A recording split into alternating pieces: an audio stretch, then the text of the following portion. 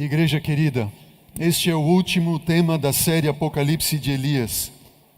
E eu louvo a Deus porque esta mensagem tem alcançado o coração de todos os que aqui estão, de muitos que aqui estão, e também ao redor do mundo tem recebido várias mensagens. Ontem recebi ligação do Rio de Janeiro de um jovem e outros, e eu louvo a Deus por isso. A mensagem é do Senhor, amém? E para preparar um povo para a volta de Jesus. E eu fico pensando quão rápido passaram esses 8 sábados.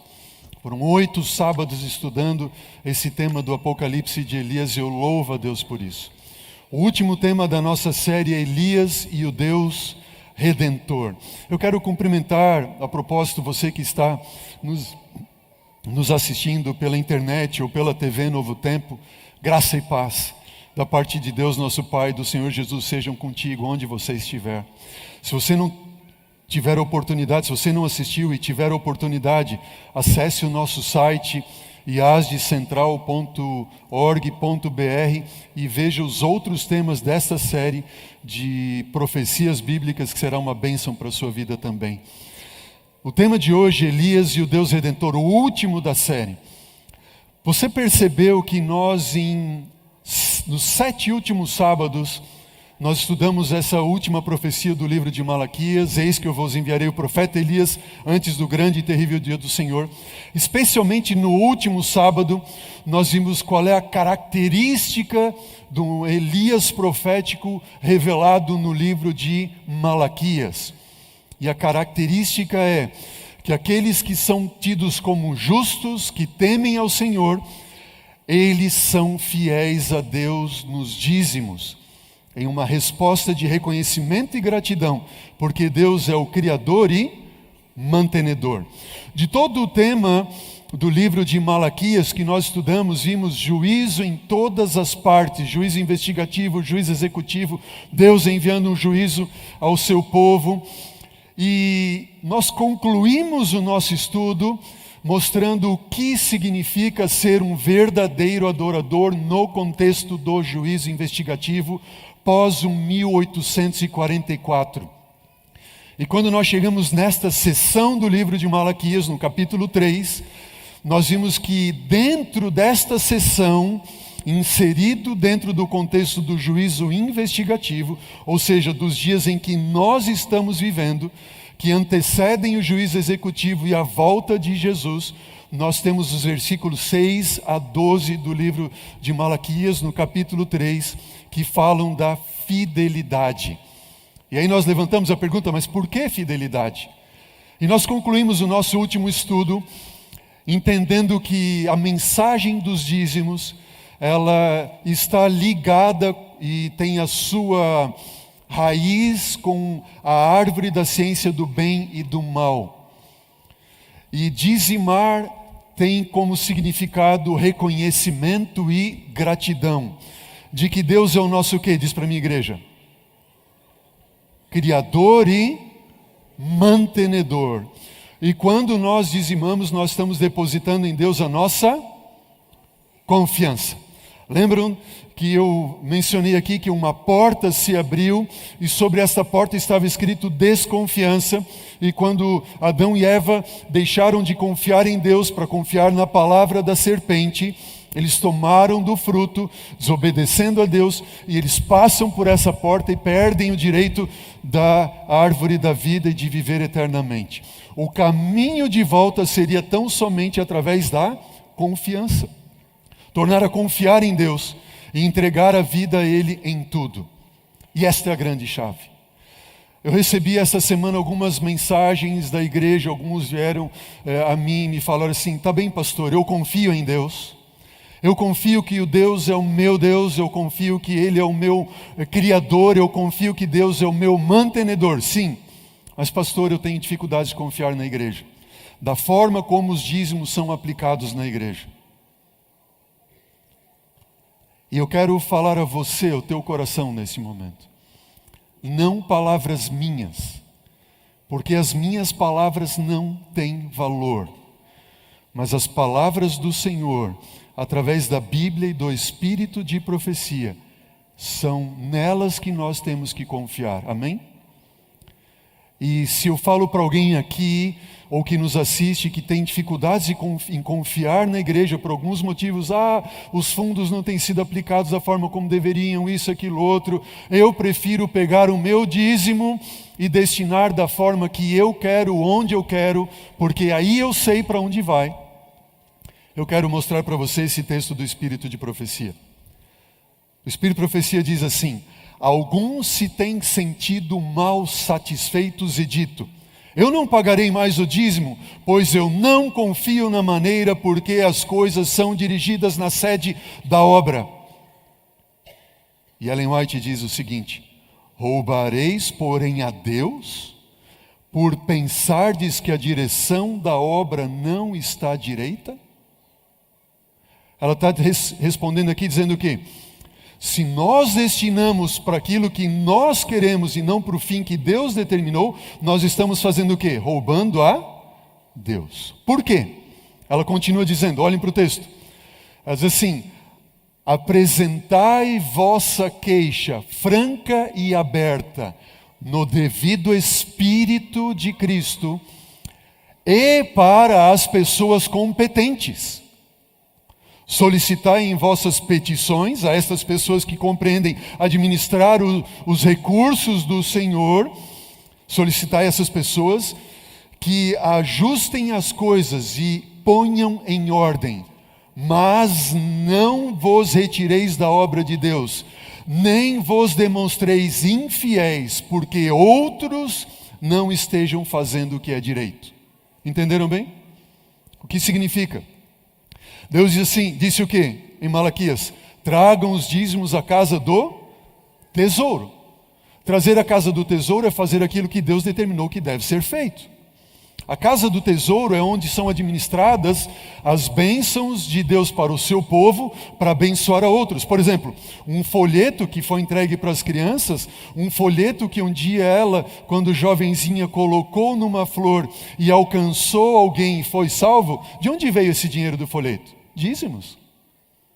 E todos nós estamos aqui dentro, invariavelmente, direta ou indiretamente, através dos dízimos.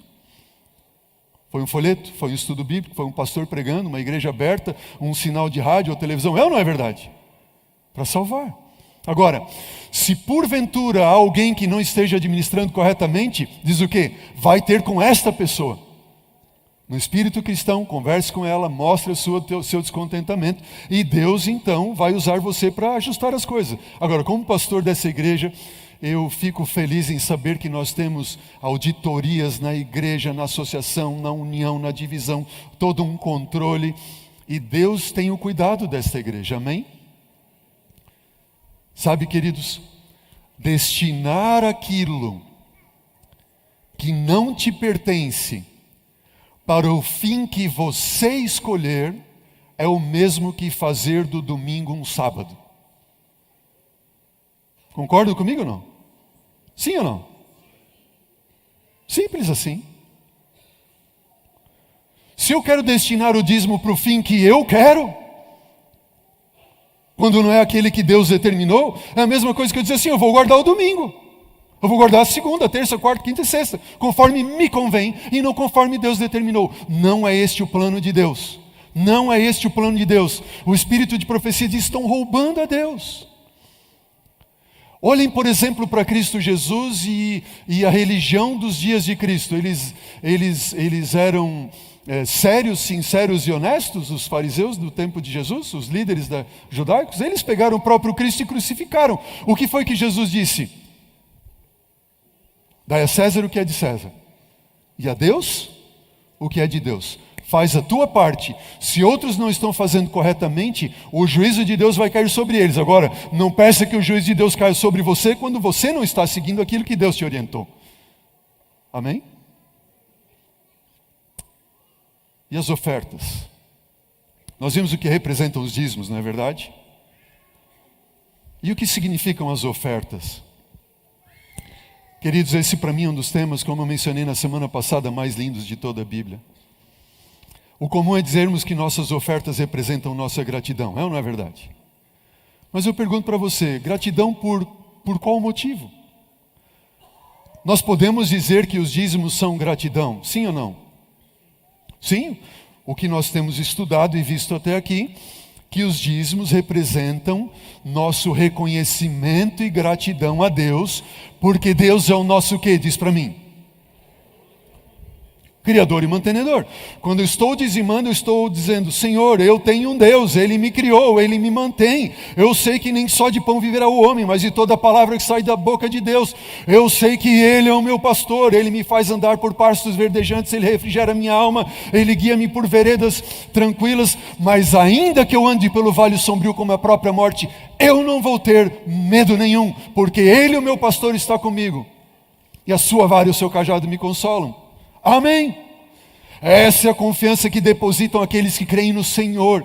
Não importa o que aconteça, eu sei que o Deus eterno, que é o meu Criador, meu mantenedor, Ele em todas as coisas contribui para o meu bem, porque eu amo a Ele. Amém?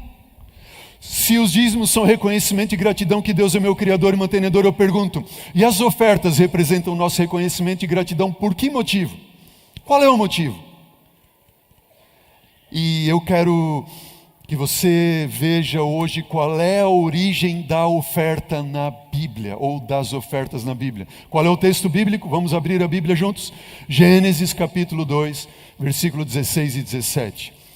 Não sei se você lembra, mas este é exatamente o mesmo texto que é a origem bíblica para os dízimos, é o mesmo texto para a origem bíblica das ofertas.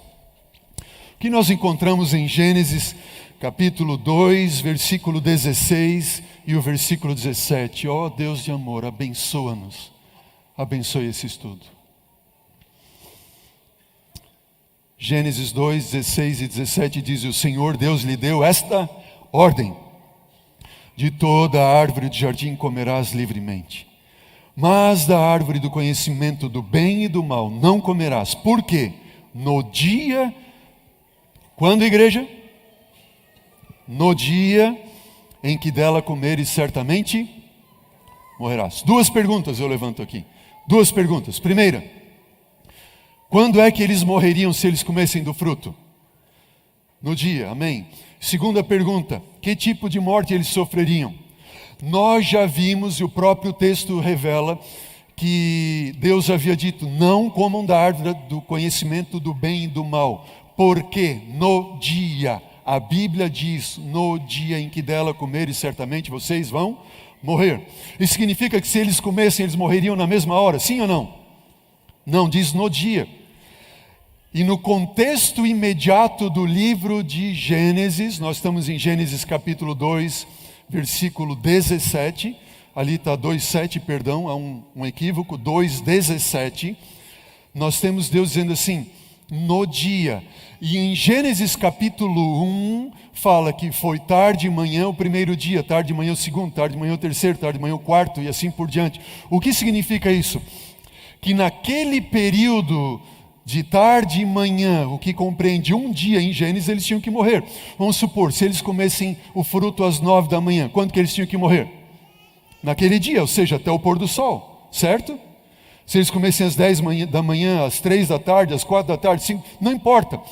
Até o pôr do sol eles deveriam receber a sentença do seu pecado, do seu erro. E em Gênesis capítulo 3, versículo 8, como você pode acompanhar na tela diz o quê? Quando Adão e Eva ouviram a voz do Senhor Deus que andava pelo jardim, em que momento? Qual era o momento? E qual é o momento da viração do dia? No pôr do sol. O que aconteceu na viração daquele dia em que eles haviam comido do fruto da árvore do conhecimento do bem e do mal? Deus veio ter com eles. E diz o quê? Que eles se esconderam da presença do Senhor Deus, o homem e sua mulher, por entre as árvores do jardim. Ou seja, naquele momento da viração do dia, Deus veio ter com eles. Eu pergunto para você, como é que Deus veio ter com eles? Deus entrou no jardim e agora com o dedo em risco disse assim: onde é que estão aqueles meus 2 filhos que fizeram aquilo que eu ordenei que eles não fizessem? Agora eles vão ver, eles vão morrer. Foi assim que Deus fez? Não. Não. Foi assim que Deus disse: Adão e Eva, se vocês comerem do fruto da árvore da ciência do bem e do mal, eu vou matar vocês. É assim que Deus disse? Não. Não, ele disse: se vocês comerem, Vocês vão morrer, não é o que eu quero. Não é o que eu quero. Naquele dia eles tinham que morrer. Qual era a segunda pergunta que nós levantamos? Que tipo de morte eles teriam que morrer? Só espiritual? Olha o que diz a Bíblia. No contexto imediato a gente não sabe o que é a morte, mas nós sabemos o que é a vida, porque eles não sabiam ainda o que era a morte, não é verdade? Mas sabiam o que era a vida. A palavra do Senhor diz em Gênesis 2:7, agora sim, 2:7, então formou o Senhor Deus o homem do pó da terra e soprou nas suas narinas o fôlego de vida, e o homem passou a ser o quê? Alma vivente. Olha para mim, igreja. Quando Deus forma o homem do pó da terra e sopra nas suas narinas o fôlego de vida, junção do pó, um corpo com fôlego de vida, o homem passa a ser, o homem se torna um ser vivo, uma alma vivente, amém? E o que seria uma alma morrente então? Bom, não existe essa palavra, eu acabei de inventar ela, né? Mas o que seria um ser morto? Seria o pó ficar lá e o fôlego voltar para Deus que deu. Deus disse assim, no dia em que vocês comerem, vocês vão morrer. O que significa isso? A vida de vocês irá cessar. Vocês não vão mais ter vida. No livro Fé e Obras, olha o que diz o Espírito de profecia. Diz assim, no momento em que o ser criado por Deus se recusou a obedecer às leis do reino de Deus, neste próprio instante, ele se tornou desleal ao governo de Deus e se fez inteiramente indigno de todas as bênçãos com as quais Deus os havia favorecido. Entenderam bem? Ou seja, o Deus que é o Deus que criou, o Deus que vinha para mantê-los com ar, com alimento, frutos das árvores, quando eles se tornam desleais, naquele mesmo momento, eles se tornaram indignos de todas as bênçãos que Deus estava a dar para eles. Então, olha o que diz o texto, o homem não tinha direito a uma inspiração de ar sequer, a um raio de luz solar, ou a uma partícula sequer de alimento. Entenderam bem? Eles perdem direito de tudo. Eles deixam de reconhecer a Deus como seu Criador e mantenedor, e aquele momento que eles deixam de reconhecer, eles perderam o direito de toda a manutenção da vida. Entenderam bem? Toda a manutenção da vida. E eu pergunto para vocês, e eles morreram naquele dia, sim ou não? Sim ou não? Não morreram. Mas espera aí, pastor. Se eles não morreram e Deus havia dito que eles tinham que morrer, o que aconteceu então? O que foi que aconteceu? Deus errou? Deus se enganou? Deus mudou de ideia? Foi isso? Não. Onde é que está a resposta para essa questão de que eles não morreram naquele dia? A resposta a essa questão está nesta outra pergunta que diz o quê? Houve morte naquele dia? Sim ou não? Adão e Eva morreram. Mas houve morte? Sim. E quando Deus vem ter com eles, diz Gênesis capítulo 3, versículo 21, que fez o Senhor Deus vestimentas para Adão e sua mulher e os vestiu. E eu pergunto para você, como é que se faz vestimenta de peles?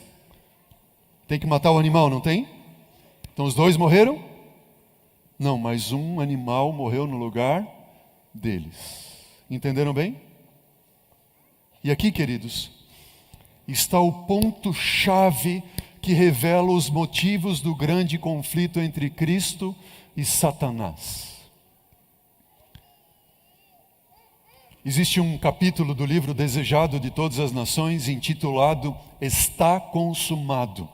Eu recomendo você hoje à tarde, quando for para casa, ler esse capítulo. Desejado de Todas as Nações, capítulo Está Consumado.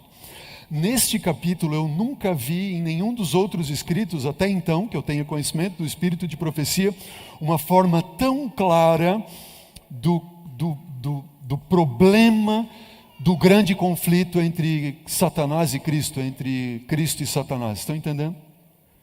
Diz Ellen White de uma forma muito clara que Satanás acusou Deus perante todo o universo de que Deus não poderia ser justo e misericordioso ao mesmo tempo. Satanás acusou que Deus não podia ser o que, igreja? Justo e misericordioso, ao mesmo tempo, certo? Ele está dizendo o seguinte, o diabo: ou Deus é justo, ou Ele é misericórdia e amor. Mas Ele não pode ser misericordioso e amoroso e justo ao mesmo tempo. E quando Ele leva Adão e Eva a comerem do fruto da árvore do conhecimento do bem e do mal, naquele dia, a Bíblia não diz, mas eu imagino Satanás dando um murro diante do universo. Mais ou menos assim: agora eu vou provar para vocês que Deus não pode ser justo e misericordioso ao mesmo tempo. Sabe por quê? Porque quando Deus vem naquele dia no jardim para ter com Adão e Eva, imaginem comigo o seguinte: imaginem Adão e Eva e Deus conversando agora com eles, dizendo o seguinte: Adão e Eva, vocês comeram do fruto que eu ordenei que vocês não comessem? E aí você conhece a história, Adão diz assim: Senhor, foi a mulher que tu me deste e ela me deu o fruto e eu comi. Ou seja, está colocando a culpa em cima de Deus. E Eva diz assim: foi a serpente que ela estava no jardim e ela me enganou, eu comi. Que se o Senhor não tivesse colocado essa serpente no jardim eu não tinha comido. É ou não é verdade? Está colocando a culpa em cima de Deus, em cima de Deus, em cima de Deus. Aí Deus, se Deus tivesse dito assim: o que foi que eu mencionei a vocês? Eu não mencionei a vocês que quando vocês comessem, se vocês comessem, vocês iam morrer, sim ou não? E se Deus tivesse, naquele mesmo instante, tirado a vida de Adão e Eva, Deus teria sido justo, sim ou não? Sim ou não, igreja? Sim. Ele teria sido justo, ele teria exaltado a sua lei, sua ordem, sua justiça e tirando a vida deles. É ou não é verdade? Mas onde estaria o amor de Deus? Existe amor na morte? Vamos pensar o contrário então. Se Deus entra no jardim e diz assim: Adão, você comeu do fruto, o papai viu. Eva, você comeu, o papai viu. E o papai disse que vocês iam morrer, mas o papai ama vocês, o papai é amor. Sabe, Deus, o papai é amor, não vai acontecer nada com vocês, mas não façam mais isso, tá bom? Papai ama vocês, tá? Deus seria amor, sim ou não? Sim ou não? Amor, não seria amor? Perdoando eles, dizendo assim: papai ama vocês? Sim. Mas onde estaria a sua justiça? Ele teria que pegar a sua lei, que é a sua justiça, e fazer o que? Jogar no lixo. E o diabo diz assim: agora eu vou ver, vocês vão ver, eu vou provar, ou ele é uma coisa ou outra, ele não pode ser as duas coisas ao mesmo tempo. E o universo ficou em suspenso, expectante. Como é que Deus vai sair dessa sinuca de bico? Desse checkmate? E notem, Deus vem naquela viração do dia, traz um cordeirinho, um animalzinho, e coloca diante dos dois e conversa com eles: vocês tinham que morrer, mas vocês não vão morrer. Mas o cordeiro, esse cordeirinho, vai morrer no lugar de vocês. E Adão, eu imagino Adão perguntando para Deus: tá, Senhor, mas como isso? Eu tinha que morrer, o cordeiro vai morrer no meu lugar, eu não vou morrer mais? E Deus assim: exatamente, Adão. Eu vou colocar a tua culpa sobre o cordeiro, tá bem? E eu vou pegar a inocência do cordeiro e vou colocar ela sobre ti. E o cordeiro vai morrer pela tua culpa. Aí Adão diz assim: tá bom, Senhor. É só isso? E Deus diz assim: sim, Adão, é só isso. Você só precisa crer que é assim. Mas tem uma coisa a mais, Adão. Esse cordeirinho, na verdade, ele não vai salvar os teus pecados. Mas esse cordeirinho, ele representa a mim, eu que sou o teu Criador. E um dia eu que criei todas as coisas e criei você com minhas próprias mãos, como diz o livro de João, capítulo 1, versículo 1. Diz que no princípio era o verbo estava com Deus e o verbo era o próprio Deus. Ele estava no princípio com Deus. E todas as coisas foram feitas por intermédio dele, do verbo. E sem ele, sem o verbo, nada do que foi feito se fez. E este verbo, diz em João capítulo 1, versículo 14, se fez carne, habitou entre nós e vimos a sua glória, glória como do unigênito do Pai. E este verbo, agora com Adão, está dizendo o seguinte: este cordeirinho é só uma representação daquilo que eu vou fazer para salvar você. Adão, como assim, Senhor? O Senhor está dizendo para mim então que o Senhor vai morrer como o cordeiro deve morrer? E Jesus olha e diz assim: sim, Adão, é bem isso mesmo. E o espírito de profecia no livro História da Redenção em Patriarcas e Profetas abre esse quadro de uma forma maravilhosa e diz que Deus mostrou para Adão todas as gerações sucessivas a ele. E qual seria a maldade de todo homem? Ele viu o dilúvio, ele viu o povo de Deus, ele viu a história até que chegou o próprio Cristo se fazendo bebê numa manjedoura e vivendo nesse mundo e morrendo na cruz do Calvário por ele de uma forma absurda, como o diabo fez esbofetear, bater, cuspir. Jesus morrendo na cruz do Calvário. E quando Adão vê esta cena, ele diz assim: não, Senhor, eu não posso aceitar isso. O Senhor morrendo por mim, não, deixa eu morrer, que a minha descendência morra se for assim necessário, mas eu não posso permitir que o Senhor faça isso por mim. E Deus olha para ele e diz assim: Adão, você não está entendendo, filho, esta é a única forma que existe de eu te salvar. Um anjo não pode morrer para te salvar, nenhum ser criado pode, mas somente eu posso morrer para te salvar. Deixa eu morrer para te salvar. E Adão disse assim: não, Senhor, eu não posso permitir isso. E eu imagino agora Deus apelando ao coração de Adão e dizendo assim: Adão, deixa eu te salvar, deixa, é a única forma que tem de você estar comigo de novo no paraíso que você vai perder. Acredite nisso, deixa eu te salvar. E Adão disse assim: ai, Senhor, não, deixa, Adão. E Adão então, com as mãos trêmulas, pega um punhal que Deus estende a ele, e agora ele tem que degolar o cordeiro. Ele nunca havia visto sangue, ele nunca sequer havia visto morte, nenhuma flor ou murchava ou folha caía de árvore, e ele agora degola o cordeiro, vê o bichinho se debatendo, e ele entende a malignidade do seu pecado que leva à morte. Quem? O próprio Filho de Deus.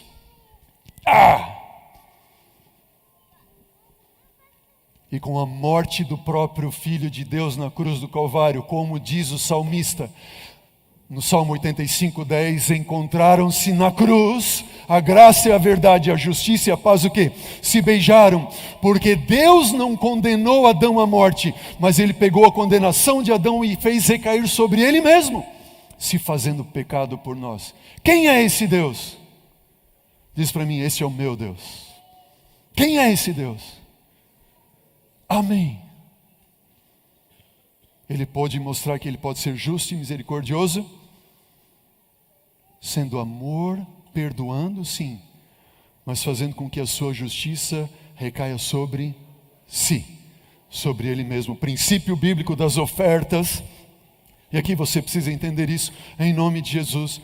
O princípio bíblico das ofertas aponta para o Cordeiro de Deus que veio tirar o pecado do mundo. Desde quando? Desde aquela primeira oferta que foi oferecida lá no jardim depois da queda.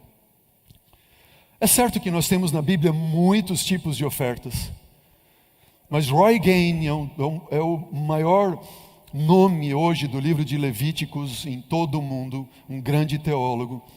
Ele diz que todas as ofertas da Bíblia podem ser resumidas em 5 ofertas. Quais são elas? Veja na tela. Tinham ofertas queimadas. As ofertas queimadas, elas apontavam para Jesus, mostrando que ele seria totalmente consumido na cruz, entenderam?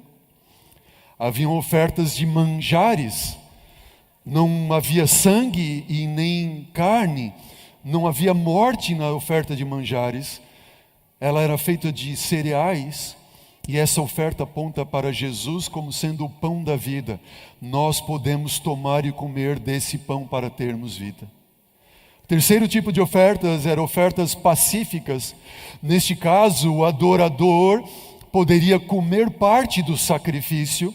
Jesus disse: a menos que você coma a minha carne e beba o meu sangue, você não vai ter parte comigo no paraíso. Essa é uma demonstração de aceitação e gratidão. Quarto tipo de oferta, oferta pelo pecado ou de purificação. Eram acerca de purificações ritualísticas, purificação do santuário, etc.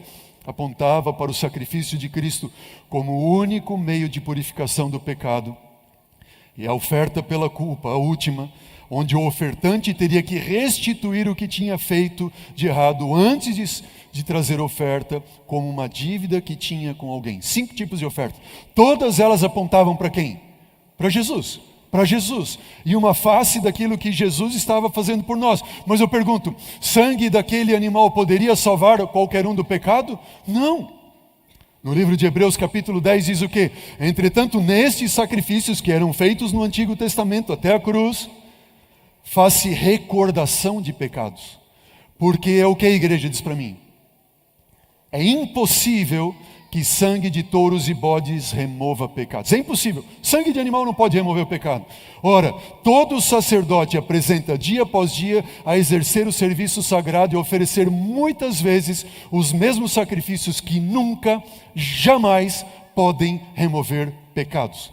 Nunca, jamais. Aí você pergunta, tá, mas por que houve tanta morte de cordeirinho e animal no Antigo Testamento até a cruz? Por quê?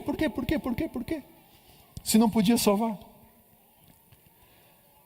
E o Espírito de profecia nos explica isso de uma forma extraordinária, muito clara, simples. No livro Patriarcas e Profetas diz o quê?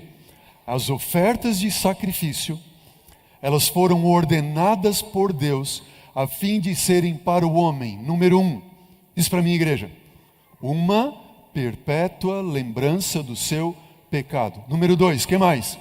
Um reconhecimento e de arrependimento do pecado. E número 3, que mais? Bem como seria uma confissão de sua fé em quem? No Redentor que viria. Olha para mim, volte aqui comigo. Imagine aquele cordeirinho que Adão matou, sacrificou ali, certo? Podia remover os pecados dele, sim ou não? Mas preste atenção. Naquele momento em que o cordeiro foi morto, Deus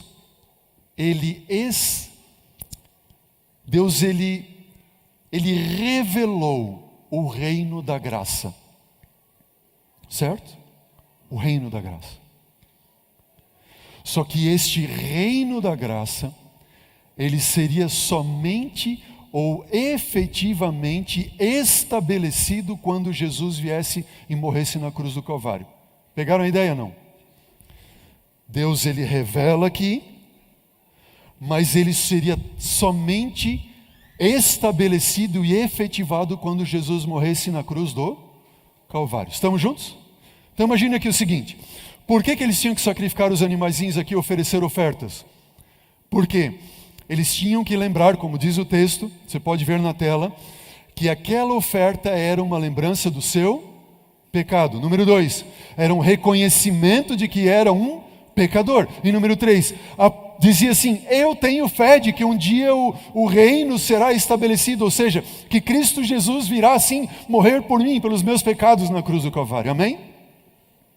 E eles estavam com isso, oferecendo um sacrifício em gratidão por uma graça recebida ali, que seria efetivada somente na cruz. As ofertas eram em gratidão. E quando você vai ao Antigo Testamento, você vê, por exemplo, Abel.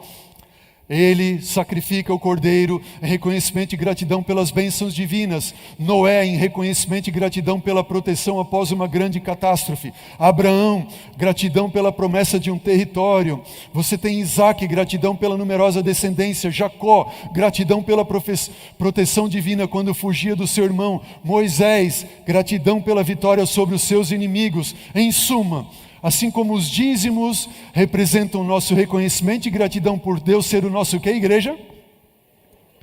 As ofertas significam o nosso reconhecimento e gratidão por Deus ser o que nosso? Redentor e Salvador. Diga amém.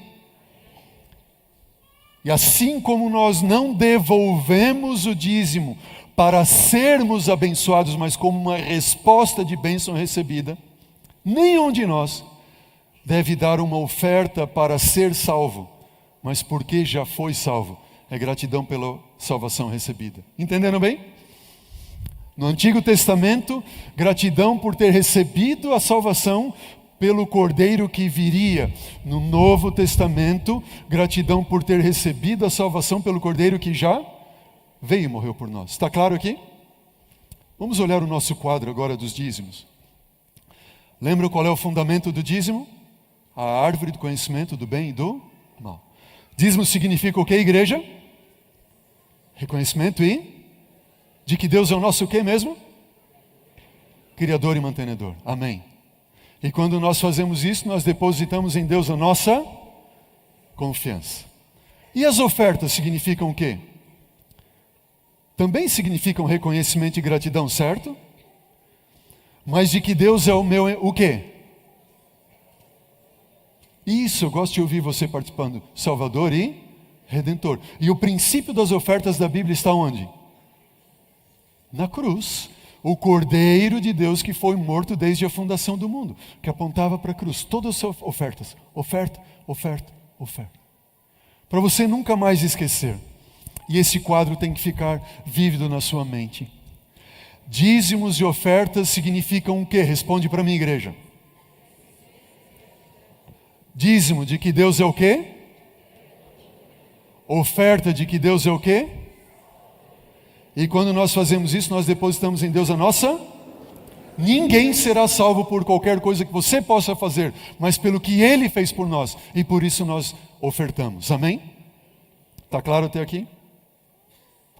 Agora, Deus determinou quanto que tinha que ser o dízimo. Quanto que tem que ser o dízimo? Por quê? Certa vez à porta, quando eu apresentei o tema do dízimo, semana passada, veio um irmão e disse assim: pastor, de onde vem essa história que é 10%? Por que 10%? Eu disse muito simples, porque a palavra dízimo significa o décimo. E seja assim também no hebraico ou no grego, significa a 10ª parte. Deus determinou a 10ª parte de tudo que eu te der. Dízimo. E as ofertas tinham que ser de que forma? Diz para mim. Deus determinou um valor para as ofertas? Sim ou não? Como é que a Bíblia diz que as ofertas deveriam ser? 2 pontos. Primeiro, ela devia ser de acordo com o quê? Com o nosso coração. Faz sentido ou não? Dê de acordo com o teu coração. E segundo ponto qual é? Segundo o quê? Segundo a bênção recebida.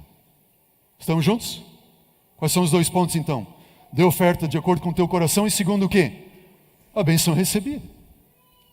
Aí eu pergunto para você, olha para a tela. O que significa para o teu coração isso daqui? Tem como mensurar? Qual é o tamanho da bênção recebida através da oferta? Diz para mim, igreja. A bênção que eu recebi um carro novo? A bênção que eu recebi um emprego melhor? A bênção que eu recebi uma promoção? A bênção que eu recebi isso, aquilo, outro? Não! A oferta representa a bênção do perdão dos pecados. Amém! Tem como mensurar isso? Qual é o tamanho da sua gratidão por Jesus ter morrido na cruz do Calvário para te salvar? Qual é o tamanho da tua gratidão? Dê de acordo com a bênção recebida. Tem como mensurar isso? Não tem. Impossível. Aí ele diz assim, traz do teu coração. E o que nós temos trazido do nosso coração como oferta de gratidão pelo perdão, pela salvação em Cristo Jesus? A gente tem trazido o nosso melhor. Ele deu o melhor para nos salvar. Ou Ele deu alguma coisa, qualquer coisa que sobrou do céu para nos salvar? Alô, igreja, tem alguém aí? Não. Ele deu alguma coisa, qualquer coisa? O que sobrou do céu para nos salvar? Foi isso? Ele deu o quê? O melhor. O melhor. E Ele não vai exigir o melhor. Assim como um pai não vai exigir do seu filho o melhor. Mas Ele espera do seu filho o melhor. Uma resposta é ou não é verdade? Eu fico pensando. Eu tenho um amigo pastor, cujo filho tem se desviado dos caminhos do Senhor. E esse meu amigo está sofrendo demais. E esse pastor querido, eu conheço ele, sua família, deu tudo para o filho. Tudo para esse filho. E amou e ama esse filho. E esse filho agora está cuspindo na cara do seu pai. Fazendo coisas horrendas como tem feito. Olha a gratidão. Assim Lúcifer fez com o Pai do céu. Qual é a gratidão que você e eu temos por Jesus ser o nosso Salvador e Redentor? A gente tem trazido para a igreja, sabe o quê? Alguma coisa, qualquer coisa, ou o que sobrou, se sobrou. É mais ou menos assim. É igual aquela história do pai que foi dar umas moedinhas para o filho, sabe? Imagina, o pai chamou o filho e disse assim: filho, vem cá, Pedrinho, vem cá. Aí o filho veio com: o que foi, papai? Menininho, pequenininho ali, 8, 9 aninhos. E o papai disse assim, pegou e estava com algumas moedinhas na mão e disse assim: filho, o papai tem aqui uma moedinha para te dar. E essa moedinha aqui, filho, é para você comprar um sorvete. E o olho do menino brilhou assim: vou comprar um sorvete, papai? Sim, filho, é para você comprar um sorvetinho. Pai, posso comprar o sorvete que eu quiser? Sim, filho, o que você quiser. Está aqui, é para você. O papai prometeu, está aqui. E o filho diz assim: oh, que bênção.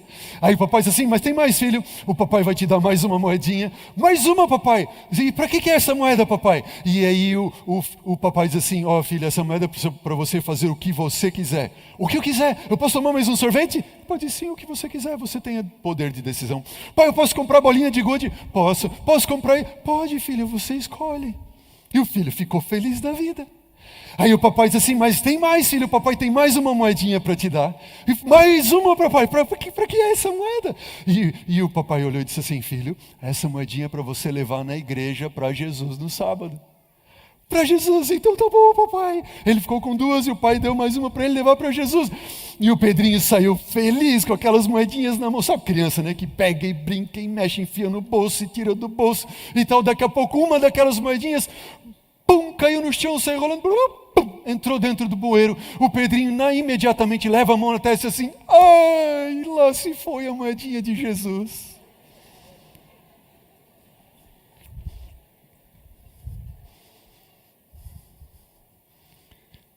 Olha para mim, igreja.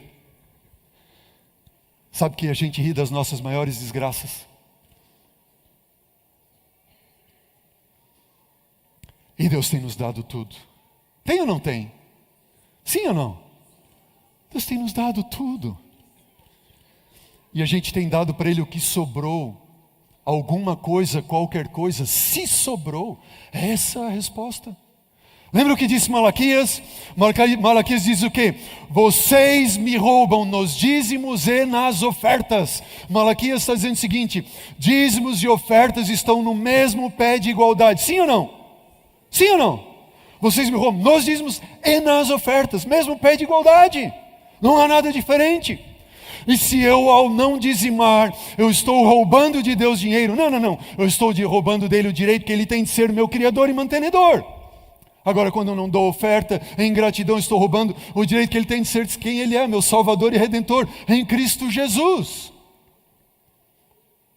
Agora, dízimos e ofertas, nós roubamos a Deus. Se um representa reconhecimento e gratidão de que Ele é Criador e mantenedor, e outro é reconhecimento e gratidão que Ele é Salvador e Redentor, eu te pergunto, o reconhecimento e gratidão por Ele ser Salvador e Redentor deveria ser menor do que o meu reconhecimento e gratidão que Ele é meu Criador, mantenedor? Sim ou não? Faz sentido isso ou não? Não faz sentido. Nosso reconhecimento poderia ser igual, ou deveria ser no mínimo igual, e Deus não colocou nenhum valor, estipulou nada, porque Ele poderia ultrapassar. Sim ou não? Sim, porque não tem como mensurar o preço do eterno, morrendo o sacrifício eterno, para salvar-nos do inferno eterno. Entenderam bem? No mínimo deveria ser igual, e alguns estão olhando para mim dizendo assim: pastor, isso é loucura. Dizimar já é difícil, agora dar uma oferta igual ao dízimo é impossível. Então olha para mim, igreja. Vocês acham que eu estou falando aqui, eu pregando porque eu sou pastor? Pediram para eu pregar isso? Não. Se alguém pensou isso, se equivocou feio ali, longe. Eu comecei a trabalhar com 15 anos. E eu dava minha oferta de 5%, ganhando meio saláriozinho ali. E aí com 17 eu me tornei representante comercial e Deus foi abençoando. E aí eu tornei a 10% quando entendi que Jesus era oferta. E quando eu me casei, eu disse para minha esposa assim: olha, 10% para Jesus é pouco, 15% de oferta, por tudo que Ele fez. Meu pacto sempre foi 15% a partir daquele dia. Eu fui para o colégio fazer teologia e eu deixei tudo para trás. E como eu mencionei para vocês semana passada, Deus me dava tudo o que eu precisava. Ele não dava o que eu queria, Ele não precisa dar o que eu quero, mas Ele dava o que eu precisava. Amém? E Ele vai dar para você. O justo não vai passar necessidades e nem vai ser desamparado. E Deus, Ele nos dava tudo. Sabe que quando eu me formei, para a honra e glória do meu Deus, eu não tinha dívida nenhuma no colégio. Deus me deu o aluguel, Deus me deu tudo. Deus foi abençoando a nós de uma forma extraordinária. E eu fui para atender o meu chamado, eu não tinha um tostão no bolso. Mas Deus estava comigo. E eu fui ser pastor em Joinville, primeiro ano de ministério auxiliar da Igreja Central de Joinville. E quando eu chego lá, eu fui matricular a Maria Eduarda na escola, que tinha recém completado 6 anos. E eu fui matricular ela na escola. E eu fui lá e vi que o valor da matrícula, o uniformezinho dela, dava R$400. E eu havia acabado de pegar na associação meu primeiro auxílio manutenção, que era R$642. Estão calculando aí? Só que esse auxílio manutenção tinha sido descontado o dízimo, mas não tinha sido descontado o meu pacto de oferta. Que era quanto mesmo? 15%. Se eu descontasse o pacto de oferta, ia sobrar 400 e uns pouquinhos ali. Estão entendendo? Você acha que seria ou não razoável olhar para Deus e dizer assim: Senhor, foi o Senhor que me chamou para ser pastor, é o Senhor quem está me dando esse provento. Então eu vou deixar o meu pacto de lado, vou ser fiel no dízimo, e a partir dos anos que os pontos foram aumentando, eu vou ser fiel ao Senhor. Seria razoavelmente lógico isso, sim ou não, igreja? Sim. Mas eu fiz isso? Não. Eu olhei para o meu Deus, e por isso que eu falo para você e olho nos teus olhos assim: filho, filha, vale a pena fazer um pacto de sacrifício? Amém, vale a pena, vale a pena, vale a pena. Isso não quer dizer que você não vai passar por problemas, mas você vai ver Deus se revelando um Deus de amor para você, hoje e eternamente. Eu olhei para Deus e disse assim: Senhor, eu não sei o que o Senhor vai fazer, como o Senhor vai fazer, quando o Senhor vai fazer, mas eu sei que o Senhor vai fazer. Amém. E eu fui fazer a matrícula da menina. À tarde eu providencialmente esqueci o meu celular em casa. A diretora ligou para tirar umas dúvidas da matrícula. Minha esposa atendeu: alô, eu quero falar com o pastor André. Não, ele esqueceu o telefone em casa. Não, disse para ele passar aqui na escola assim, para terminar a matrícula, isso, aquilo, outro. E ele disse: não, tá bom. E aí a diretora perguntou: você é a esposa dele? Sim, sou. Qual é a tua formação? Não, eu tenho essa formação, eu sou isso, aquilo. Fiz essa pós, aquela. Mas nós estamos precisando de alguém com o teu currículo. Diz para o teu pastor vir aqui fazer a matrícula e trazer o teu currículo. E eu fui no outro dia completar a matrícula, levei o currículo dela e ela começou a trabalhar, ganhou do dobro quase que eu ganhava. Amém! Quem é esse Deus? Esse é o meu Deus, esse é o meu Deus. Eu pergunto: você vai deixar ele ser o teu Deus? O que é mais fácil? Dar 10% de dízimo ou oferta no mesmo quinhão? Sabe, um dia Jesus estava ali, lembram quando abriram o telhado e desceram diante de Jesus um paralítico, lembram? E aí Jesus disse que os pecados dele estavam perdoados. E aí os fariseus lá começaram a dizer assim: não, é porque ele está dizendo que o pecado está perdoado, só pode um perdoar pecados, que é Deus. E aí Jesus disse assim, fez uma pergunta que está na tela para você ver: qual é mais fácil? O que é mais fácil? Dizer para ele: os teus pecados estão perdoados, ou dizer: levanta e anda? Jesus deu a resposta? Não. Se eu fosse perguntar para você, o que era mais fácil? Perdoar? Levanta e anda? Ou não tem mais fácil e mais difícil para Deus? Aí eu te pergunto o seguinte: para dizer para o paralítico: levanta e anda, que atributos da divindade ele teve que exercer? Ele teve que exercer o atributo de criador e mantenedor, não é verdade? Criador, levanta, anda. Agora, para dizer: estão perdoados os teus pecados, que atributo ele teve que exercer? Salvador e Redentor. Eu pergunto: para ele dizer levanta e anda, exercendo os atributos de criador e mantenedor, ele tem que sofrer? Custou alguma coisa para ele? Mas para dizer teus pecados estão perdoados, sofreu? Custou? A vida do seu próprio filho. É mais difícil, assim como é mais difícil para nós. Mas Deus está dizendo: filho, traga a tua oferta a mim.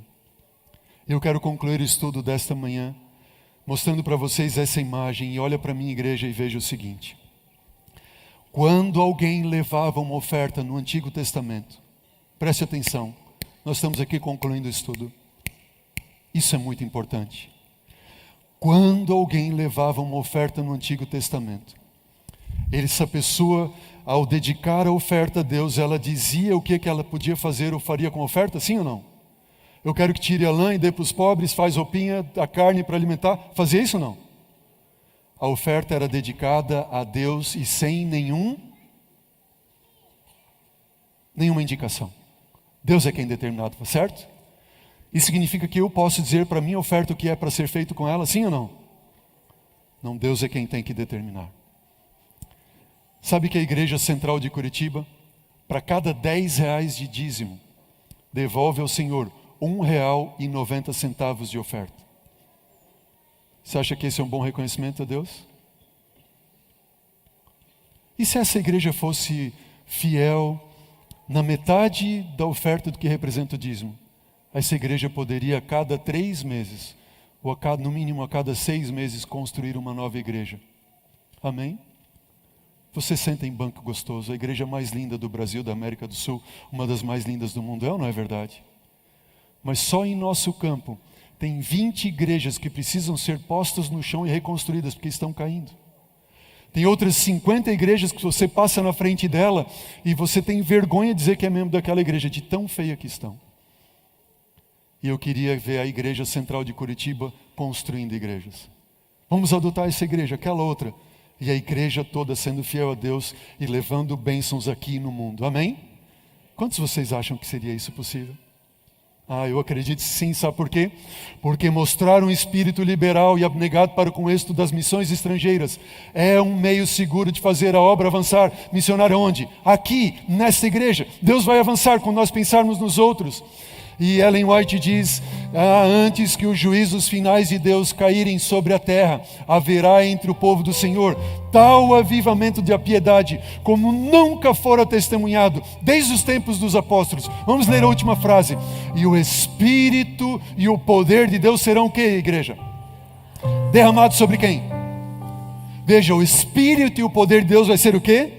Derramado sobre os seus filhos. Olha o que ela diz no mesmo livro Eventos Finais, página 186. Quando as igrejas se tornarem igrejas o quê? Vivas e atuantes. E eu quero em nome de Jesus que a minha igreja Adventista do Sétimo Dia Central de Curitiba se torne uma igreja viva e atuante. Diga amém. Amém. Diz o Espírito de Profecia, quando as igrejas se tornarem igrejas vivas e atuantes, o Espírito Santo será concedido em resposta ao seu sincero pedido. E então, o que diz o texto? As janelas do céu vão fazer o que, igreja? Se abrirão para quê? Para os aguaceiros da chuva serôdia. Eu pergunto para você, onde é que tem na Bíblia janelas do céu sendo abertas para ser derramado bênção sem medida? Onde? Malaquias. Deus está dizendo, vocês estão me roubando nos dízimos, nas ofertas, façam prova de mim, tragam à casa do tesouro aquilo que eu estou ordenando, reconheçam a mim como sendo o Criador e mantenedor, e Salvador e Redentor de vocês. E quando a igreja de Deus se tornar confiante em Deus, Deus lá do céu vai olhar assim, amém! Vocês confiam em mim plenamente, e vocês estão dando prova de que confiam em mim. Eu posso então confiar a vocês meu Espírito. E a chuva serôdia virá sobre o seu povo. Bênção sem medida em Malaquias, não é um carro novo, uma casa. Não, bênção sem medida que não dá para medir. O Espírito Santo é o dom eterno de Deus que não dá para medir. O espírito de Elias era um espírito de submissão completa à sua vida a Deus. E quando nós terminamos o estudo de Elias, neste momento, eu mostro esse quadro para vocês a última vez. Você vê o paralelo da seca, fuga, retorno, e ele ora, desce fogo do céu. E a última coisa que Elias faz é sair para orar para que venha o quê? Chuva. Até que o seu servo, depois de ele orar 7 vezes assim, eu vejo lá no Oriente uma mãozinha do tamanho da metade da mão de um homem. O que significa essa nuvem? Essa nuvem significa a volta de Jesus. O livro de Apocalipse, que fala do envio do anjo mensageiro, diz assim, eu olhei, eis uma nuvem branca, e sentado sobre a nuvem, o semelhante ao Filho do Homem, e aquele que estava sentado sobre a nuvem passou a foice sobre a terra, e a terra foi ceifada. Amém? A chuva serôdia vem para brotar e preparar o grão para a colheita. Nossa bendita esperança diz assim, então Jesus disse, aparecerá no céu o sinal do Filho do Homem, e todos os povos da terra se lamentarão, e verão o Filho do Homem vindo sobre as nuvens do céu, com poder e grande glória. Apocalipse diz, eis que ele vem com as nuvens, e todo olho verá. E o Espírito de Profecia diz, logo surge no Oriente uma pequena nuvem negra, aproximadamente da metade do tamanho da mão de um homem. É a nuvem que rodeia o Salvador, e que a distância parece estar envolta em trevas. O povo de Deus sabe ser este o sinal do Filho do Homem. Depois nós, diz Tessalonicenses, os vivos, os que ficarmos, seremos arrebatados juntamente com eles para o encontro do Senhor nos ares e estaremos assim para sempre com o Senhor. Amém?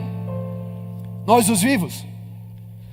Elias, João Batista. João Batista representa aqueles que morrerão e serão ressuscitados. O segundo Elias. E quem sabe nós estaremos entre o próprio Elias profético, que nós não morreremos, e assim como o profeta Elias, seremos levados aos céus para o encontro do Senhor nos ares. Amém. O que você diz depois dessa série? Foi só conhecimento? Ou você gostaria de dizer, Senhor, eu quero confiar a minha vida completamente a Ti, sendo Elias profético, devotando a Ti meus dízimos e ofertas, como reconhecimento e gratidão por tudo que Tu és. Tem alguém que gostaria de fazer isso a Deus? Vamos ficar em pé. Senhor Deus e Pai, louvado seja o Teu nome, Senhor. Que a vida de cada um de nós seja devotada a Ti completamente através desses símbolos que representam tudo o que Tu és para nós. E que esta igreja, Pai, se torne cada dia mais uma bênção para o mundo.